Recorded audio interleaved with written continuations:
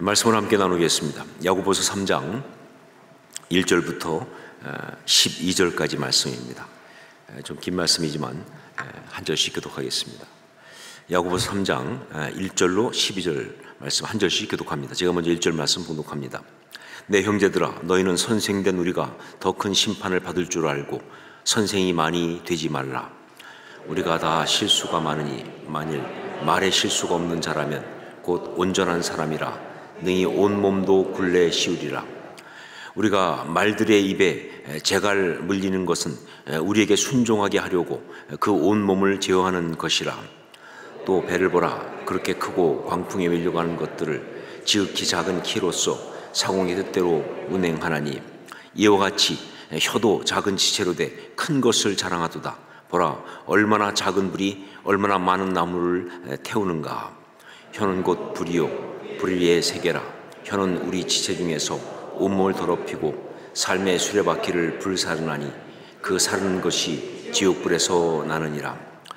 여러 종류의 짐승과 새와 벌레와 바다의 생물은 다 사람이 길들일 수 있고 길들여 왔거니와, 혀는 능히 길들일 사람이 없나니 쉬지 아니하는 악이요 죽이는 독이 가득한 것이라.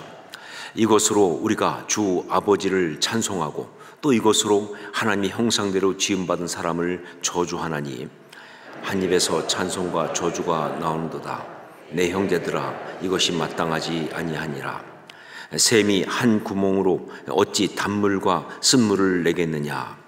내 형제들아, 어찌 무화과나무가 감람열매를 포도나무가 무화과를 맺겠느냐. 이와 같이 짠물이 단물을 내지 못하느니라. 아멘. 야고보 장로님은 야고보서 3장에 들어서서 갑자기 선생 이야기를 합니다. 이런 걸 보고 뜬금없다 그러는 거예요.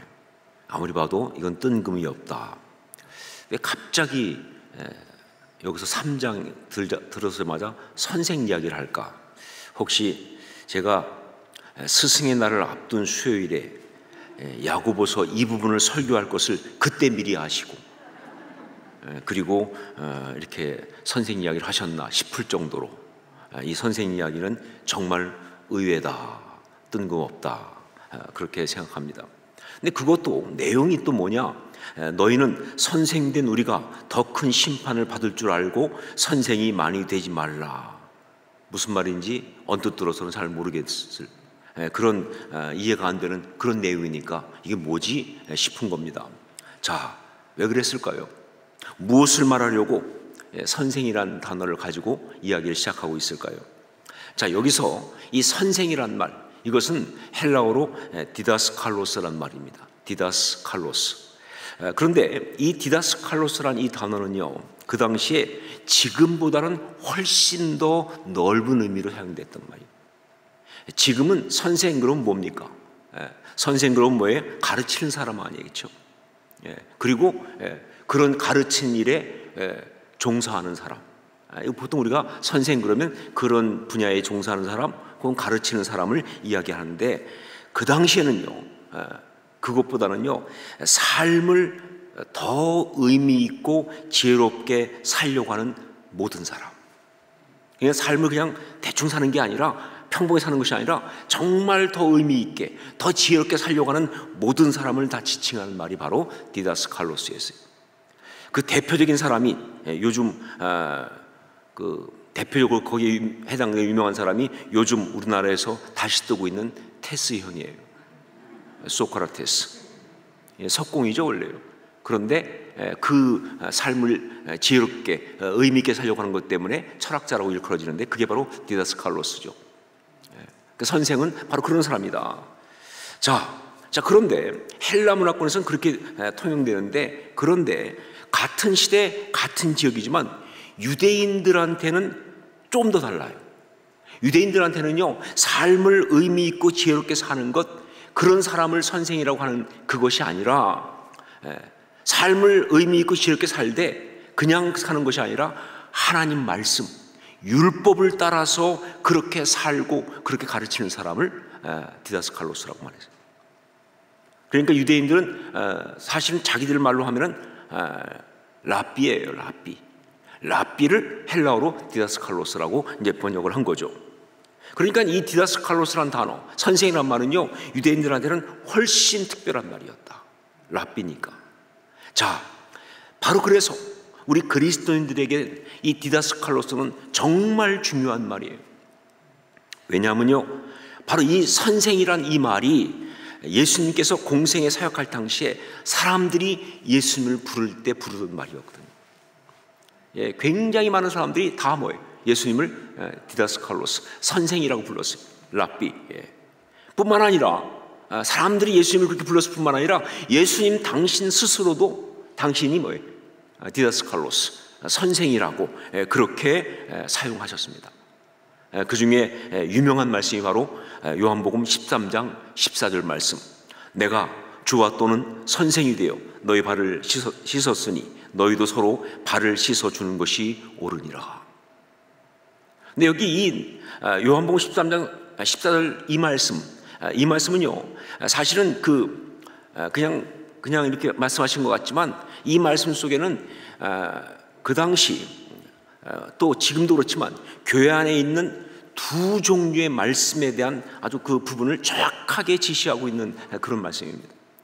여러분, 우리가 보통 복음서, 서신서 이렇게 신약성경 말하지만 여기 안에는요, 두 종류의 말씀이 있어요. 두 종류의 어떤 그런 이 메시지가 있어요. 그것이 바로 캐리그마라고 하는 것과 또 디다케라는 겁니다. 캐리그마와 디다케. 그런데 이 캐리그마, 이거는 어디서, 예수님 말씀 중에 어디서 왔느냐? 바로 주. 내가 주와 그랬잖아요, 그렇죠? 이 주라는 말, 큐리오스란 말이죠. 이 주라는 말에서 온 것이 바로 캐리그마예요. 이건 뭐냐? 바로 선포된 말씀이에요. 복음 선포입니다. 이게 바로 캐리그마예요. 예, 정말 이 성경에 아주 많이 나오죠. 캐리그마.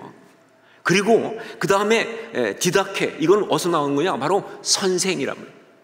주와 또는 선생이 되어 그랬잖아요. 선생이란 말에서 온 것이 바로 디다케인데 이건 교훈이에요. 교훈, 그런 가르침, 이것을 말하는 거예요. 그러니까 이 주님은 간단한 말씀하면서 벌써 이미 그 말씀 속에 있는 이 두 가지, 캐리그마와 디다케를 다 지시하고 있는 것이죠. 자, 그런데 우리는 보통 캐리그마가 더 중요하다라고 생각합니다. 복음을 선포하고 예수 그리스도를 주로 믿고 영접함으로 하나님의 자녀가 되고, 그래서 그 주님의 십자가의 죽으심과 부활의 역사를 통해서 우리도 말이죠, 새 생명을 얻고 천국 백성이 되고 영생을 얻는 바로 이 이야기, 이 선포, 이게 바로 캐리그마거든요. 그러니까 우리는 정말 캐리그마, 선포된 이 말씀 캐리그마, 이게 굉장히 훨씬 더 중요한 것이다 라고 그렇게 생각합니다. 맞아요. 캐리그마가 없으면요, 그러면 우리 신앙은 아예 시작될 수가 없으니까. 그렇죠. 우리가 무슨 이렇게 모여서 좋은 말 나누는 사람들은 아니잖아요. 우리가 신앙생활하는 게 아주 윤리도덕적으로 좋은 훌륭한 이야기를 같이 이렇게 나누는 그게 아니잖아요. 영적으로 선포된 말씀이, 영적으로 선포된 그 능력이 바로 역사하는 그런 것이 아닙니까? 그러니까 캐리그마가 중요한 건 맞아요. 자, 그런데 여러분, 그렇게 구원받은 우리가 진정한 신앙인, 참된 신앙인답게 살아가는 것을 위해서는 또 뭐가 중요하냐? 디다케가 중요하다. 그리스도인의 그 윤리, 도덕, 삶의 교훈들, 이것을 가르쳐주는 디다케, 그리스도인은 이렇게 산다라고 말하는 바로 디다케, 이게 참된 신앙인이 되기 위해서는 너무너무 중요한 거예요. 특히 제가 볼 때 지금 이 시대는요, 캐리그마보다도 디다케가 더 중요한 시대가 되었습니다. 즉, 복음을 선포하는 것이 부족해서 문제가 되는 게 아니에요. 복음이 선포되지 않아서 문제가 되는 것이 아니에요. 정말 이 시대의 문제는 뭐냐? 그렇게 믿는 사람들의 삶의 모습 때문에 교회가 무너지니까, 하나님 나라가 무너지고 있으니까, 하나님 나라가 전파되지 못하니까. 그러니까 지금 이 시대는요, 캐리그마보다도 어떤 면에서 디다케가 더 중요한 어떤 시대가 아니겠는가. 한 매체에서 한국 교회 가운데 본이 되는 교회에 대해서 설문을 했습니다. 그래서 이 많은 이제 목회자들 중심으로 해가지고 한 몇백 명을 해서 한국 교회 가운데 본이 되는 교회를 꼽아라. 그래서 일단 쫙 꼽았는데 좀 오래전이면 한 30개 정도를 꼽았어요. 그런데 호산나 교회가 있습니다. 그런데 거의 끝에 있어요. 그래서 제가 순간 열받아가지고 왜 우리가 끝이야? 그랬더니 밑에 써 있더라고요. 가나다 순이다. 우리 이름을 바꿔야 될 것 같아요. 가산나 교회로 바꾸든지 가로 올라가게. 여튼 가나다 순으로 해서 우리가 거의 밑 뒤끝에 주가 있어요. 호산나니까. 그런데 그 설문을 하면서 이 한 10년 정도 된 이야기인데, 그러면서 5가지 부분을 가지고 이제 그 교회가 교회되기 위해서, 성도들 위해서 가장 중요한 것 5가지를 가지고 이것 중에서 어떤 것이 가장 중요하냐라고 했는데, 그 5가지가 뭐냐면 케리그마, 즉 선교 혹은 전도죠. 케리그마. 그 다음에 두 번째가 디다케, 교육, 양육, 훈련. 그리고 세 번째가 디아코니아, 봉사, 사회적인 어떤 그런 책임, 부재도 하고 뭐 가난한 사람 돕고 하는 그런 어떤 디아코니아. 그리고 네 번째가 레이투르기아. 여기서 영어 리털지가 나왔죠. 그러니까 예배, 레이투르기아, 예배. 그리고 5번째가 코이노니아, 교제, 친교. 이렇게 5가지를 가지고 이 중에 뭐가 제일 중요하냐, 본이 되는 교회가 되기 위해서 뭐가 제일 중요하다고 생각하느냐라고 설문을 쭉 한 거예요. 뭐가 나왔을 것 같아요? 지금 설교 분위기를 보면 아시지 않겠어요? 그렇죠? 뭐가 나왔을 것 같아요? 사실은 많은 경우는 생각할 때 교회가 교회를 내면, 본이 되려면 캐리그마가 있어야지, 혹은 뭐예요? 이 레이투르기아, 예배가 중요한 거 아니겠어? 코이노니아가 중요한 게 아니겠어? 그랬는데 벌써 그때 많은 사람들이 가장 중요한 거, 지금 본인에게서 가장 중요한 게 뭐냐 할 때 디다케를 꼽았어요. 숫자가 중요한 게 아니라 훈련이 중요하다. 예수 믿는다는 사람이 중요한 것이 아니라 잘 믿는 게 중요하다. 바르게 믿는 게 중요하다. 그 어떤 그런 그 그리스도인다운 윤리, 그리스도인다운 도덕성, 그 어떤 삶의 모습, 이게 중요하다라고 그렇게 꼽았어요. 물론 이게 본이 되는 교회라는 이 질문 때문에 그렇게 했는지 모르겠지만, 정말 이 시대 한국교회에 중요한 것이 바로 디다케라고 하는 것은 분명하다. 야고보 장로님이 바로 그 얘기를 하고 있는 겁니다. 야고보서는 바로 그 얘기를 하고 있는 거예요. 그래서 이제 그런 면에서 바로 선생이란 말을 쓰고 있는 거예요. 참된 그리스도인, 참된 신앙인을 나타내는 말로서 선생된 우리가 라고 하면서 뭐예요? 디다스칼로스란 말을 쓰고 있는 거예요. 참된 신앙인, 정말 참된 그리스도인, 그것은 바로 선생된 우리가 디다스칼로스, 참된 그리스도인답게 살아감으로 그리스도의 그 복음을 세상에 전하는 사람 말이에요. 다른 어떤 것보다 중요한 게 뭐야? 참된 그리스도인답게 그 삶의 모습으로, 그 인격으로, 바로 그 삶, 어떤 나타나는 그 모습으로 그리스도의 복음을 세상에 전하는 사람, 디다스칼로스, 선생, 그 영향력, 바로 그런 것으로 쓰고 있는 거예요. 여러분, 그렇습니다. 우리는 다 선생입니다. 우리는 다 선생이어야 합니다. 직업을 말하는 거 아니죠? 영적으로 우리가 그리스도인이 되었다는 순간부터 뭐예요? 우리는 다 선생이에요. 선생이 되어야 하는 것이다. 오늘 말씀 바로 그것을 강조하면서 말씀을 시작하고 있어요. 우리 1절 말씀을 함께 읽겠습니다. 1절 같이 읽습니다. 내 형제들아, 너희는 선생된 우리가 더 큰 심판을 받을 줄 알고 선생이 많이 되지 말라. 자, 이 말씀 보면 그 뒷부분에 선생이 많이 되지 말라, 그러니까 우리 보고 선생 되지 말라고 하신 말씀인가 보다라고 생각할 수 있는데 아니죠. 여러분, 그 반대입니다. 이건 일종의 반어법이에요. 강조법이에요. 그러니까 선생된 우리가 라고 시작해놓고 나서 선생이 많이 되지 말라 라고 하는 말, 우리는 이미 선생입니다. 그런데 왜 선생이 많이 되지 말라고 하느냐? 그것은요, 그 중요한 선생됨을 제대로 하라고 말입니다. 그냥 겉으로, 그냥 형식적으로 아니라 진짜 선생이 되라고 말이에요. 이미 우리가 선생이니까 그 선생됨을 제대로 하라 하는 얘기예요. 자, 그렇다고 한다면 우리가 이 디다스칼로스를 제대로 살기 위해서 정말 중요한 것은 무엇인가? 특별히 디다스칼로스, 이 선생됨, 이것을 가지고 얘기하면서 야고보 장로는요, 이것을 제대로, 이 디다스칼로스, 이런 삶을 제대로 살기 위해서 정말 중요한 건 뭐냐 하는 것을 갖다가 정말 단호하게 딱 한 가지만 얘기하고 있어요. 사실 굉장히 많을 것 같잖아요. 그런데 야고보 장로님은요, 이 디다스칼로스, 선생이라는 것 때문에 그랬는지 모르겠지만 딱 한 가지만 얘기했는데, 그게 바로 뭐냐? 언어예요. 언어.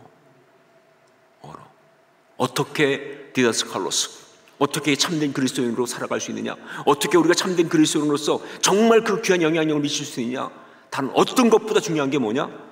언어다. 언어를 얘기하고 있어요. 그리스도인답게 살아가는 데 있어서, 그러면서 선한 영향력으로 그리스도를 증거하는 그런 삶을 사는 데 있어서 가장 중요한, 결정적으로 중요한 것 한 가지, 그게 바로 언어다 하는 것입니다. 그거 어떻게 그렇게 말할 수 있느냐? 어떻게 그렇게 단호하게 말할 수 있느냐? 그것은 바로 언어가 가지는 그 의미, 그 중요성 때문에 그렇습니다. 언어가 가지는 그 의미, 중요성 때문에. 여러분, 언어는요, 단지 그냥 의사소통의 어떤 수단이 아니에요. 인간의 언어는 단지 그냥 의사소통하기 위한 그런 수단만이 아니에요. 언어는요, 인간의 언어는 인간의 내면의 핵심 표현입니다. 이 내면을 그대로 표현하는 거예요. 그게 바로 언어예요. 어떤 사람들은 이런 얘기합니다. 동물들도 언어가 있다. 들어보신 것 같으세요? 뭐 그런 얘기 많죠. 뭐 돌고래도 뭐 신호를 몇 가지 보내고 뭐 등등 또 개들도 다 이렇게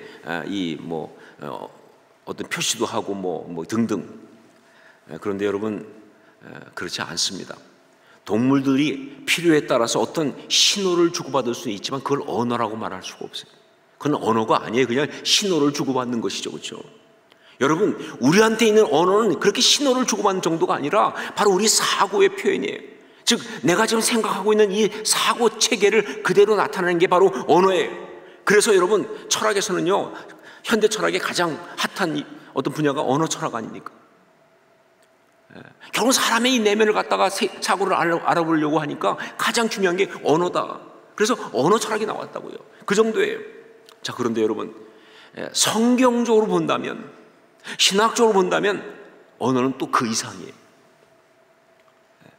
인간의 내면의 어떤 핵심 표현 그 정도가 아니라 성경적으로 본다면, 신학적으로 본다면요, 언어는 바로 하나님의 형상의 핵심이에요.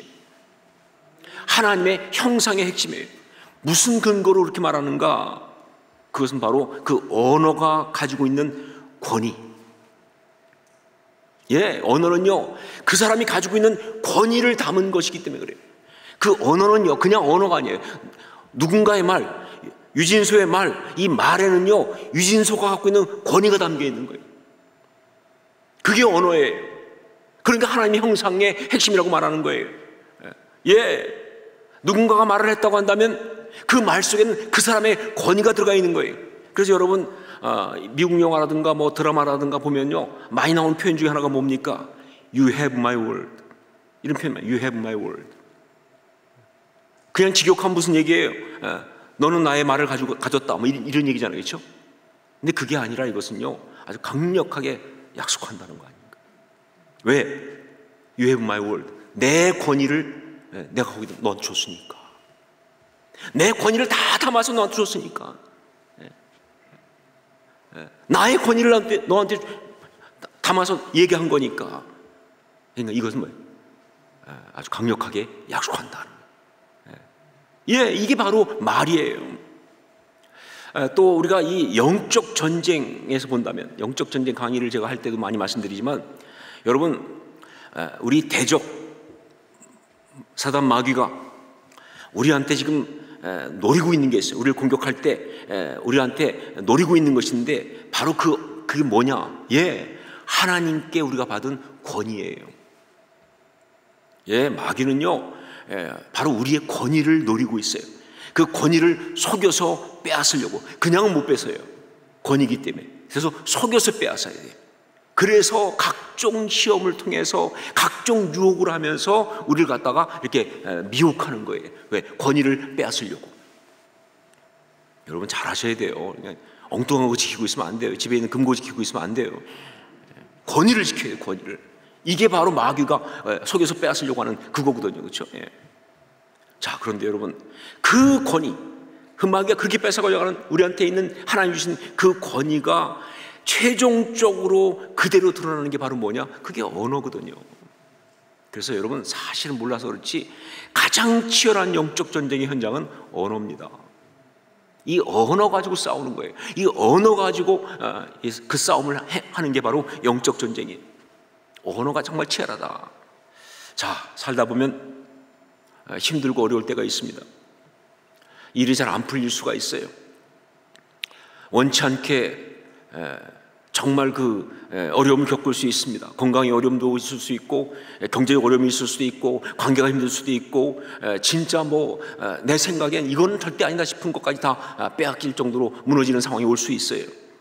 자, 그때 마음속에 정말로 실패했다. 나는 정말 불행하다. 나는 정말 패배했다. 나는 정말 끝났다 라는 생각이 들어오는데, 여러분 아세요? 생각이 그렇게 들어왔다고 아직 패배한 건 아니라는 것을. 그런 생각이 들 수 있어요. 그런데 그런 생각이 들어왔다고 그때 내가 이미 패배한 게 아니에요. 그럼 언제 패배하느냐? 그런 생각 속에, 그런 감정 속에 그것을 내 입으로 재미없어, 그냥 그만 살고 싶어, 행복하지 않아, 그냥 우리 가정은 끝났어, 내 인생 소망 없어 라고 말하는 순간 끝나는 거예요. 생각은 아직 아니에요. 이게 입으로 나오는 순간 끝나는 거예요. 언어는 그런 것입니다. 내 권위를 담았거든요, 거기다가. 그래서 내 권위를 가지고 마귀에게 그 권위를 내줘버린 거잖아요. 그렇죠? 여러분, 그게 꼭 누구한테 가서 내 인생 끝났어, 내 힘들어 이렇게 말하지 않았어도요, 그냥 혼잣말을 해도 마찬가지입니다. 여러분, 혼잣말 조심하셔야 돼요. 혼잣말이라고 그냥 아무것도 아닌 게 아니에요. 왜? 권위가 담겨있기 때문에. 저 혼잣말 하다가 하나님께 된통 혼난 적이 있었어요. 혼잣말은 아니에요. 그거 그냥 혼잣말 아니에요. 굉장히 중요한 거예요. 권위가 들어가 있으니까 말이죠. 내 혼잣말 하면서, 그래서 그냥 한탄하면서 결국 하나님 주신 권위를 갖다가 마귀한테 그냥 다 줘버리는 거예요. 여러분, 진짜 신앙인은 거기서 어떻게 해야 됩니까? 막 정말 힘들고 어렵고 막 무상황이 그런 느낌이 들어도 그 순간 뭐예요? 입으로 힘들다, 어렵다, 끝났다라고 말하는 게 아니라 뭐예요? 그 순간 그래도 하나님 뜻이 계신 줄 믿습니다. 그 순간 확 뒤집어 버리는 거예요. 그게 영적 전쟁 아닙니까? 그죠? 그래서 하나님, 이해할 수 없지만 저는 감사합니다. 그냥 그게 진짜 영적 싸움에 승리하는 순간이죠. 그죠? 그러나 반대가 되면 패배하는 것이다. 여러분, 잊지 마십시오. 언어는 우리의 권위라는 사실을.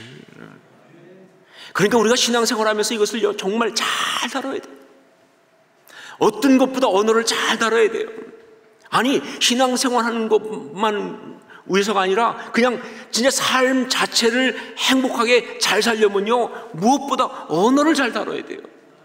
정말 중요한 거예요. 그런데 참 사람들 보면요, 말을 너무 가볍게 생각합니다. 말을 너무 가볍게 봐요. 그냥 말이니까. 그러니까 사람들은 뭐예요? 그냥 말로만 한다, 말로 누가 못해, 이러면서 아주 말은 아무것도 아닌, 그냥 아무 어떤 것도 없이 그냥 나왔다가 사라져버리는 것 같은 어떤 그런 식으로 생각을 많이 하는데, 정말 안타깝게도 많은 사람들이 말이죠, 이 언어가 얼마나 큰 영향을 주는지, 그리고 얼마나 큰 피해를 주는지를 잘 몰라요. 그냥 말은 그냥 하고 그냥 끝나면 그냥 없어진다고 생각해요. 아니요.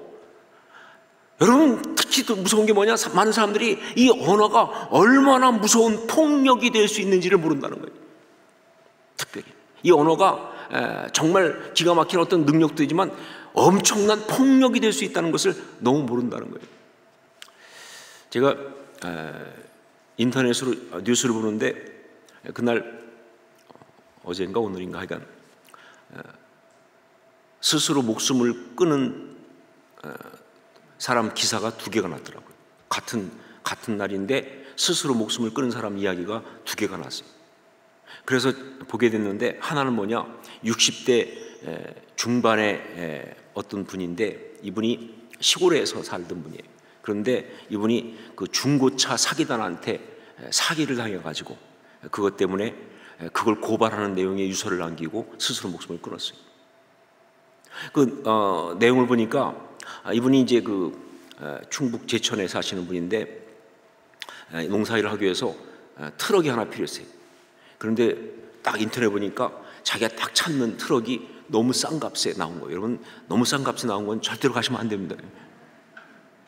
그게 얼마나 다 낚는 거잖아요. 근데 이분은 이제 자기가 원하는 딱 트럭이니까 그래서 그 중고차 매매상에 전화까지 하고 인천 쪽에 그래서 전화도 하고 그리고는 이제 확인도 하고 그리고는 300만 원을 가지고 그리고 간 거예요. 사람. 근데 가서 결국은 이분이 가지고 돌아온 트럭은 자기가 원했던 트럭이 아닌 아주 막 더 아주 형편없는 트럭을 하나 몰고 왔어요. 그리고 와서는 이분이 말이 없고 혼자 고민에 빠지다가 결국은 진짜 그 유서를 쓰고 죽으신 거예요. 내용을 보니까 뭐냐, 이 중고차 사기단한테 걸렸어요. 갔더니 그 트럭은 트럭이라고 해서 계약을 했는데 뭐 계약을 어떻게 하다가 뭐 또 뭐 하자가 있다고 하면서 계약을 또 뭐 해결하려고 하면 또 위약금을 내야 된다 뭐 등등 하면서 막 하는 과정 속에서 거기에 그냥 이 조폭들이 딱 들어와가지고 그런 거기 문신한 것들이 나타나서 그래가지고 막 그냥 폭력을 행사하면서 막 협박하는 바람에 이분이 너무 겁에 질리고 또 너무 당황해가지고 그냥 그들이 원하는 대로 막 다 그냥 자기 정보 다 주고 막 이래가지고 세상에 가지고 간 돈 다 주고도 그것보다 훨씬 더 싼 아주 말도 안 되는 트럭을 갖다가 700만 원인가 얼마짜리 비싸게 사갖고 온 거예요. 그것도 그 나머지 그 돈을 또 뭐예요? 일수 그 사채를 또 막 워낙 그냥 문신들이 막 그렇게 하니까 그 폭력에 못 이겨가지고 거기다가 그렇게 그러니까 그게 막 겁도 나고 이래가지고 결국 와서 고민하고 또 너무 화가 나고 너무 비참하기도 하고 그렇지만 어떻게 할 수도 없고 왜냐면 폭력하는 친구들이니까 그러니까 그러다가 그냥 그렇게 유서를 남기고 죽은 거예요. 자, 그런데 또 하나 이야기가 또 있는데 그거는 동탄 신도시에 있는 어린이집 원장이 스스로 목숨을 끊었어요. 여자분인데 40대입니다. 근데 동탄 신도시에 어린이집을 하는 원장님인데 스스로 목숨을 끊었어요. 이유가 뭐냐? 그 동탄 거기에 마음 카페가 있는데 아주 굉장히 활성화됐다고 그래요. 근데 거기다가 어떤 젊은 엄마가 사실 그렇게 심한 것도 아닌데 그리고 확실하지도 않은데 자기 자녀가 바로 그 어린이집에 가서 폭행과 학대를 받았다고 글을 올려버린 거예요. 그게 뭐 그 순간 뭐 완전히 매장되죠. 그러니까 이 원장님이 너무 자기가 입장에서 볼 때는 아니거든요. 그렇게 볼 수 없는데 그런데 막 올리니까 가서 이제 가서 얘기를 했겠죠. 그런데 뭐 그쪽에서는 뭐 나는 그냥 뭐 내 생각이 그렇다고 생각해서 올렸다라고 하니까 너무 스트레스 받고 너무 막 그러다가 결국은 그냥 극단적 행동을 해버렸어요. 저는 그 두 기사를 보면서 그 문신을 한 조폭들, 그 폭력을 행사하는 그들과 또 그냥 별 생각 없이 그냥 자기 느낌대로 그냥 글을 써 올린 마음카페의 그 어떤 글과 오버랩이 되면서 이런 느낌이 탁 들더라고요. 어쩌면 언어가 더 무서운 폭력일 수 있겠다. 여러분, 언어는 그런 거예요. 예, 꼭 어떤 그런 진짜 무슨 총칼을 가져야 사람이 죽는 것이 아니라 그냥 언어가 사람을 죽이는 거예요. 정말 사람을 죽이는 어떤 것보다 무서운 폭력이 될 수 있겠다라고 그렇게 생각을 하게 됐습니다. 여러분, 정말 언어가 가지는 그 파괴력, 이걸 모르고 막 그냥 사용하는 것, 그냥 느낌이 오는 대로 생각나는 대로 막 사용하는 것, 이건 진짜 어리석은 거예요. 더구나 만일 그가 신앙인이라고 한다면 이건 어리석은 정도가 아니라 악한 거예요. 왜? 마귀에게 이용당하고 있는 거니까. 예, 반드시 마귀에게 이용당하고 있는 거니까 이건 악한 거예요. 여러분, 그러니까 정말 이건 우리가 너무너무 조심해야 되는 것이죠. 자, 그렇다면 어떻게 해야 합니까? 이 언어를 잘 관리하고 사용하려고 한다면 그러면 어떻게 해야 합니까? 전 그 대답을 성령님께 직접 받았어요. 야고보 장로님의 이 말씀을 보면서 성령님께서 직접 그 대답을 제 마음속에 주셨습니다. 자, 먼저 우리 8절부터 10절까지 말씀을 같이 읽겠습니다. 8절로 10절 같이 읽습니다. 혀는 능히 길들일 사람이 없나니 쉬지 아니하는 악이요 죽이는 독이 가득한 것이라. 이것으로 우리가 주 아버지를 찬송하고 또 이것으로 하나님의 형상대로 지음을 받은 사람을 저주하나니 한 입에서 찬송과 저주가 나오는도다. 내 형제들아, 이것이 마땅하지 아니하니라. 어떻게 하라는 말입니까? 신앙이라고 하면서 하나님을 찬양하는 그 언어를 가지고 또 하나님께서 당신의 형상대로 만드신 또 다른 사람을 저주하는 이 말도 안 되는 행동을 하는데 어떻게 하란 말입니까? 아무리 의지를 가지고 길들이려고 해도 우리 언어가 이렇다는 사실을 부인할 수 없잖아요. 여러분, 이 말씀 앞에 자유로울 사람 누가 있겠습니까? 지금 하나님을 찬양하는 이 언어를 가지고 하나님의 형상대로 지음받은 또 다른 사람을 저주하는 그런 일, 하나님의 어떤 그런 나라를 파괴하는 그런 일, 그런 말을, 그런 어떤 하나님이 원하시지 않는 악한 어떤 마귀가 원하는 그런 일을 말한 일, 여기 자유로운 사람 누가 있냐 그 말이에요. 근데 여러분, 우리가 고백하지만 안 하고 싶어도 이게 되느냐 그 말이에요. 길들여지지 않잖아요. 결심하고 심지어 혀를 깨물어도 말이죠, 또 상황이 되면 어리석은 말을 또 하면서 그렇게 마귀에게 패배하고 또 이용당하고 살아가는 것, 이거 어떡하란 말입니까? 어떡하란 말입니까? 자, 그런데 그 다음 절의 말씀을 보면서 저는 그 답을 얻었던 거예요. 어떡하란 말입니까? 그런데 그 다음 절에 나오는 말씀을 보면서 전 답을 얻었습니다. 11절로 12절 말씀을 함께 읽겠습니다. 11절 12절 같이 읽습니다. 샘이 한 구멍으로 어찌 단물과 쓴물을 내겠느냐? 내 형제들아, 어찌 무화과나무가 감람나무 열매를, 포도나무가 무화과를 맺겠느냐? 이와 같이 짠물이 단물을 내지 못하느니라. 이 말씀에서 정말 중요한 것은 뭐냐? 속에 있는 것이 나온다예요. 그 언어는요, 속에 있는 것이 속사람에서 나오는 거예요. 그러니까 그 언어를 바꾸고 싶어요? 그 언어를 갖다가 좀 통제하고 싶어요? 예, 속사람을 바꿔야죠. 여러분, 우리 속에 있는 이 죄된 본성의 악한 사람이 있는 한 결국 우리는요, 입으로 악한 말을 할 수밖에 없어요. 아무리 결심하고 안 하겠다 그러고 좋은 말만 해야지라고 생각해도요, 아니요, 이 죄된 속사람이 있는 한은요, 악한 말 할 수밖에 없는 거예요. 예. 그러니까 말이죠, 어떻게 해야 되냐? 이 속사람이 죽어야 되는 거예요. 그래야 말이죠, 우리 언어가 바뀌고 그래야 우리 혀가 길들여지는 거예요. 근데 결국 속사람이 죽는 게 뭡니까? 어떻게 속사람이 죽습니까? 예, 그건 십자가밖에 없잖아요. 십자가밖에 없잖아요. 예, 속사람이 죽는 것은요, 십자가밖에 없어요. 우리 죄된 본성을 처리할 수 있는 것은 십자가밖에 없습니다. 그러니까 언어를 잘 길들여서 아름답게 사용할 수 있는 유일한 방법은 바로 뭐냐? 예, 우리의 언어를 십자가에 못 박아야 하는 것이다 그 말이에요. 예, 우리의 언어를 십자가에 못 박아야 하는 것이다. 그밖에 길이 없는 것이다. 우리의 언어를 십자가에 못 박는다. 상당히 비유적이고 상징적인 표현처럼 보이지만 아니에요. 이건 실제적인 역사입니다. 비유와 상징이 아니라 실제로 우리의 언어를 십자가에 못 박아야 하는 거예요.